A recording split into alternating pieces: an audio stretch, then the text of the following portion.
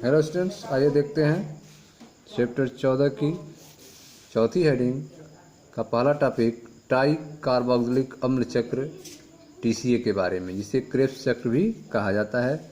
इसको ध्यान से समझते हैं। ट्राई कार्बोक्सिलिक अम्ल चक्र टीसीए। टीसीए चक्र का प्रारंभ एसिटाइल समूह के ऑक्सैलोएसिटिक अम्ल OAA तथा जल के साथ संघनन से होता है और सिट्रिक अम्ल का निर्माण होता है। ठीक है, तो टीसीए चक्र का प्रारंभ जो है वह एसिटाइल समूह के ऑक्सैलोएसिटिक अम्ल तथा जल के संघनन से होता है। ठीक है, और क्या बनता है? सिट्रिक अम्ल का निर्माण होता है। चित्र 14.3 देखे ध्यान से। यह आपका ऑक्सैलोएसिटिक अम्ल है, ऑक्सैलोएसिटिक अम्ल, और जल के साथ इसका संघनन होता है, जिससे क्या बनता है? सिट्रिक अम्ल का निर्माण होता है। ठीक है, यह आपका पाइरूवेट है। यह पाइरूवेट जो है ग्लाइकोलिसिस के द्वारा बनता है। आप पढ़े हैं पिछले वीडियो में कि जब ग्लूकोज का ग्लाइकोलिसिस होता है तो लास्ट में पाइरूविक अम्ल बनता है। तो यह आप देख रहे हैं पाइरूवेट है। पाइरूवेट जो है बदल जाता है एसिटाइल कोएंजाइम ए में। पाइरूवेट किस में चेंज होता है? एसिटाइल कोएंजाइम ए में। पाइरूवेट में कार्बन जो है 3 कार्बन है। ठीक है, पाइरूवेट में 3 कार्बन है। यह आपका कोएंजाइम ए है, इससे ऐड हो रहा है। और यहाँ पे आप देख रहे हैं कि जब पाइरूवेट एसिटाइल कोएंजाइम ए में बदल रहा है तो इसी बीच NAD+ जो है वह NADH+ H+ में कन्वर्ट हो जा रहा है, और पाइरूवेट का एसिटिल कोएंजाइम ए में चेंज होने पर एक कार्बन डाइऑक्साइड का अणु भी मुक्त हो रहा है। ठीक है, तो आप देख रहे हैं यहाँ पे कार्बन डाइऑक्साइड का अणु अलग हो रहा है और कोएंजाइम ए इसमें ऐड हो रहा है, जिससे पाइरूवेट जो है एसिटाइल कोएंजाइम ए में बदल रहा है। पाइरूवेट 3 कार्बन का है, जबकि एसिटाइल कोएंजाइम ए 2 कार्बन का है। ठीक है, अब यहाँ पे आप देखें यह आपका ऑक्सैलोएसिटिक अम्ल है। ठीक है, यह आपका ऑक्सैलोएसिटिक अम्ल है जो 4 कार्बन का है। ठीक है, यह जो है जल के साथ संघनन होता है, इसका एसिटाइल कोएंजाइम ए मिलता है, जिससे क्या बन जाता है? सिट्रिक अम्ल बन जाता है। ठीक है, तो सिट्रिक अम्ल का निर्माण होता है जो कितने कार्बन का हो जाता है? 6 कार्बन का। ठीक है, तो ऑक्सैलोएसिटिक अम्ल 4 कार्बन का, एसिटाइल कोएंजाइम में 2 कार्बन का, और जो बना है वह 6 कार्बन का है, जिसका नाम है सिट्रिक अम्ल। ठीक, अब इससे फिर कार्बन डाइऑक्साइड अलग हो रही है और NAD+ जो है NADH+ H+ में बदल रहा है। अब यह सिट्रिक अम्ल किस में चेंज हो गया? अल्फा कीटोग्लूटेरिक अम्ल में। ठीक है, यह अल्फा कीटोग्लूटेरिक अम्ल में चेंज हो गया, जो कितने कार्बन का है? 5 कार्बन का है। ठीक है, कार्बन डाइऑक्साइड के रूप में 1 कार्बन के अलग हो जाने के कारण अब सिट्रिक अम्ल 6 कार्बन से 5 कार्बन की यौगिक अल्फा कीटोग्लूटेरिक अम्ल में चेंज हो चुका है। ठीक, अब जो है अगले राउंड में आप देख रहे हैं फिर कार्बन डाइऑक्साइड का एक अणु अलग हो रहा है और NAD+ जो है NADH+ H+ में कन्वर्ट हो रहा है। यहाँ पर GDP जो है वह GTP में कन्वर्ट हो रहा है। ठीक है, GDP किस में बदल रहा है? GTP में बदल रहा है। इस तरह से यह अल्फा कीटोग्लूटेरिक अम्ल चेंज हो रहा है सक्सेनिक अम्ल में। अल्फा कीटोग्लूटेरिक अम्ल 5 कार्बन का है और सक्सेनिक अम्ल जो है अब 4 कार्बन का हो गया है, 1 कार्बन डाइऑक्साइड निकलने के कारण। ठीक है, तो अल्फा कीटोग्लूटेरिक अम्ल चेंज हो गया सक्सेनिक अम्ल में। ठीक, अब यहाँ पे आप देख रहे हो FAD+ कन्वर्ट हो जा रहा है FADH2 में, जिससे कि सक्सेनिक अम्ल बदल जा रहा है मैलिक अम्ल में। ठीक है, जो कि 4 कार्बन का है। तो सक्सेनिक अम्ल बदलता है मैलिक अम्ल में। फिर आप देख रहे हैं कि NAD+ कन्वर्ट हो रहा है NADH+ H+ में, और मैलिक अम्ल चेंज हो जाता है ऑक्सैलोएसिटिक अम्ल में। ऑक्सैलोएसिटिक अम्ल में ऑक्सैलोएसिटिक अम्ल का जल के साथ संघनन होता है, एसिटिल कोएंजाइम ए भी रहता है साथ में, जिससे बनता है सिट्रिक अम्ल। ठीक है, तो इस तरह से आप देख रहे हैं यह चक्र फिर से स्टार्ट हो जाता है। इसे सिट्रिक अम्ल चक्र कहते हैं या क्रेब चक्र कहते हैं। ठीक है, जिसमें आप देख रहे हैं कि पायरुवेट जो कि ग्लाइकोलिसिस से उत्पन्न हुआ है ये एसिटाइल कोएंजाइम ए में कन्वर्ट हो रहा है और ऑक्जेल एस्टिक अम्ल और एस्टाइल कोएंजाइम ए और जल के साथ संघनन होने से सिट्रिक अम्ल बनता है। यह चेंज होता है अल्फा कीटोग्लूटेरिक अम्ल में, फिर बनता है सक्सेनिक अम्ल, सक्सेनिक अम्ल चेंज होता है मैलिक अम्ल में, मैलिक अम्ल चेंज होता है ऑक्जेल एस्टिक अम्ल में, फिर बनता है सिट्रिक अम्ल। यह चक्र चलता रहता है जिसे सिट्रिक अम्ल चक्र कहते हैं।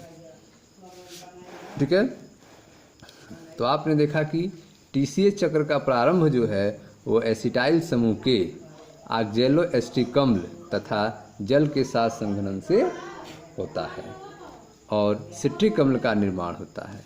यह अभिक्रिया जो है सिट्रेट सिंथेटेज एंजाइम द्वारा होती है। ठीक है, सिट्रिक अम्ल का जो निर्माण हो रहा है वह अभिक्रिया जो है सिट्रेट सिंथेटेज एंजाइम के द्वारा होती है तथा कोएंजाइम ए का एक अणु मुक्त होता है।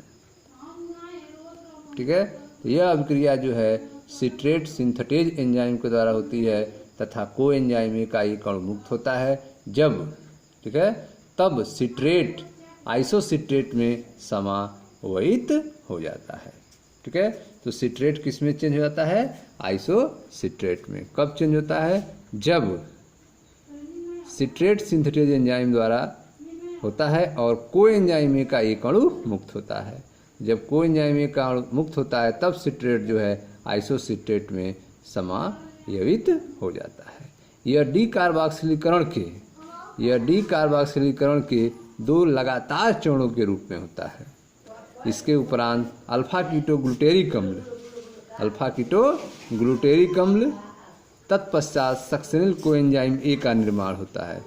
ठीक है, सक्सेनिल कोएंजाइम ए का निर्माण होता है। सिट्रिक अम्ल के बचे हुए चरणों में सक्सिनाइल कोएंजाइम ए ऑक्जेलो एस्टिक अम्ल में ऑक्सीकृत होकर चक्र को आगे बढ़ाने में सहायक होता है। ठीक है, सक्सिनाइल कोएंजाइम ए से सक्सेनिक अम्ल के रूप में रूपांतरण के दौरान GTP के रूप में एक अणु का निर्माण होता है।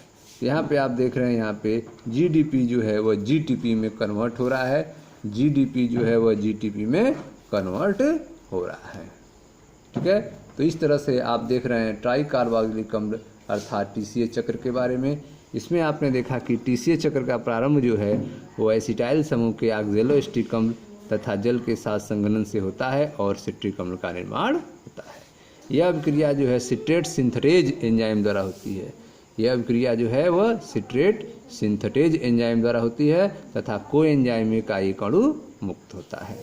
जब सिट्रेट आइसोसिट्रेट में समाहित हो जाता है यह डी कार्बोक्सिलीकरण के दो लगातार चरणों के रूप में होता है। उसके उपरांत अल्फा कीटोग्लूटेरिक अम्ल तत्पश्चात सक्सेनिल कोएंजाइम ए का निर्माण होता है। सिट्रिक अम्ल के बचे हुए चरणों में सक्सिनाइल कोएंजाइम ए ऑक्जेलो एस्टिक अम्ल में ऑक्सीकृत होकर चक्र को आगे बढ़ाने में सहायक होता है। ठीक है, सक्सिनाइल कोएंजाइम ए से सक्सेनिक अम्ल के रूपांतरण के दौरान GTP के एक अणु का निर्माण होता है। ठीक है, इसे क्रियाधार स्तरीय फास्फोरिलीकरण कहते हैं। तो यहाँ पे आप देख रहे हैं GTP का एक अणु बनता है और इसे क्या कहते हैं? क्रियाधार स्तरीय फास्फोरिलीकरण कहते हैं। इन युग्मित अभिक्रिया से GTP GDP में रूपांतरित हो जाता है तथा ADP से ATP का निर्माण होता है। ठीक है, तो इन युग्मित अभिक्रिया से GTP जो है वह GDP में रूपांतरित हो जाता है तथा ADP से ATP का निर्माण होता है। चक्र में 3 स्थान ऐसे होते हैं जिसमें NAD+ का NADPH+H+ में अपचयन होता है। ठीक है, तो 3 स्थान ऐसे हैं जहाँ पर NAD+ जो है NADH+H+ में कन्वर्ट होता है। यह पहला स्थान है जब सिट्रिक अम्ल अल्फा कीटोग्लूटेरिक अम्ल बदलता है। दूसरा स्थान है आप देख रहे हैं यहाँ पर जो है जब अल्फा कीटोग्लूटेरिक अम्ल सक्सेनिक अम्ल बदलता है तब NAD+ NADH+ में कन्वर्ट होता है। चौथा जो है, तीसरा जो है वो मैलिक अम्ल जब ऑक्जेलिक एस्टिक अम्ल में बदलता है, ऑक्जेल एस्टिक अम्ल बदलता है उस समय NAD+ NADH+H+ में कन्वर्ट होता है। तो यह 3 जगह है जहाँ पर NAD+ जो है वह NADH+H+ में अपचयन होता है और एक स्थान पर FAD+ का FADH2 में अपचयन होता है। एक स्थान पर आप देख रहे हैं जब सक्सनिक अम्ल मैलिक अम्ल बदलता है तो इसी समय FAD+ जो है FADH2 में अपचयन होता है। ठीक है, तो आगे देखते हैं। तो आपने देखा कि चक्र में 3 स्थान ऐसे होते हैं जहाँ पर NAD+ का NADH+H+ में अपचयन होता है और एक स्थान पर FAD+ का FADH2 में अपचयन होता है।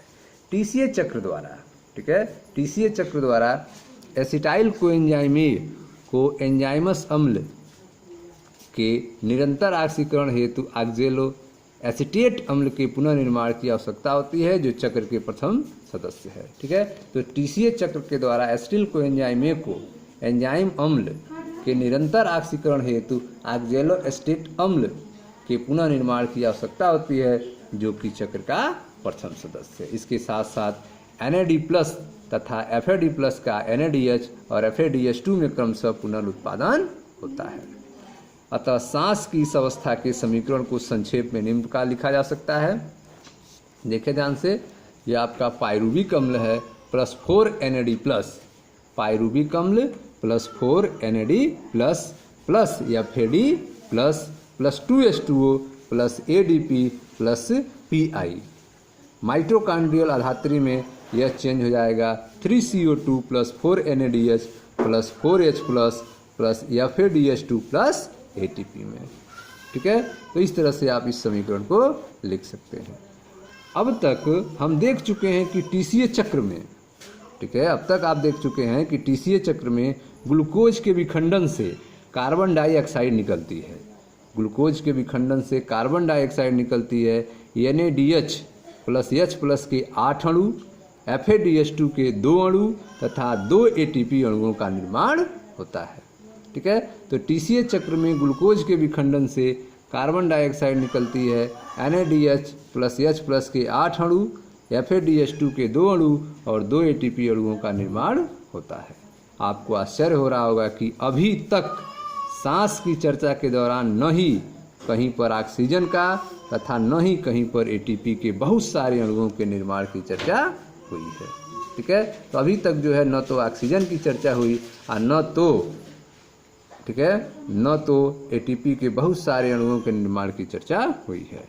अब जो है संश्लेषित NADH प्लस H+ तथा FADH2 की क्या भूमिका होगी, हमें अब समझना होगा कि सांस में ऑक्सीजन की भूमिका तथा ATP के निर्माण कैसे होता है।